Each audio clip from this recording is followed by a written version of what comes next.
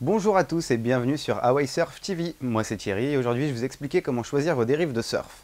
Tout d'abord, il faut savoir qu'il n'y a pas de recette miracle avec les dérives. Le mieux, c'est d'essayer pour se faire sa propre idée.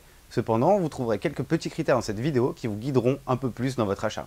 Lorsqu'on parle des dérives, il faut prendre en compte trois critères: la relance, l'accroche ainsi que la pénétration.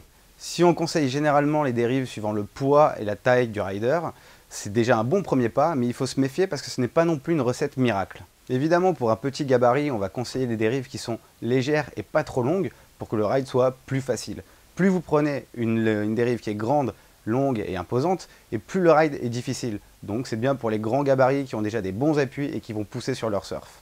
Voyons donc les tailles de dérive. Si on prend une dérive très large, celle-ci sera très directive et elle vous permettra d'avoir une très grande accroche. Donc logique, si on prend une dérive un peu plus courte, ça sera plus facile pour des virages serrés et ça sera parfait pour faire des sessions tricks avec des figures. En partant de ce principe, une dérive qui sera plus large sera donc plus difficile à manier et elle imposera déjà un certain niveau de ride ou sinon un bon gros gabarit. Vient ensuite le flex. Plus votre dérive sera flex et plus elle sera réactive. En contrepartie, donc, une dérive qui sera plus dure vous offrira une bien meilleure accroche. Toujours en parlant de taille, il faut aussi voir la taille de votre board, logique. Parce que si vous prenez des dérives qui sont trop grandes sur une board aussi trop grande, vous allez avoir un paquebot et ça sera donc hyper difficile à manier. Enfin, un dernier élément à prendre en compte, c'est le nombre de dérives. Tout d'abord, une simple dérive, ça convient pour les longboards. Si on prend 3 dérives, ce qu'on appelle les thrusters, c'est pour un surf maniable et rapide. C'est parfait pour les débutants. Vient ensuite le quattro, donc des dérives qui sont au nombre de 4.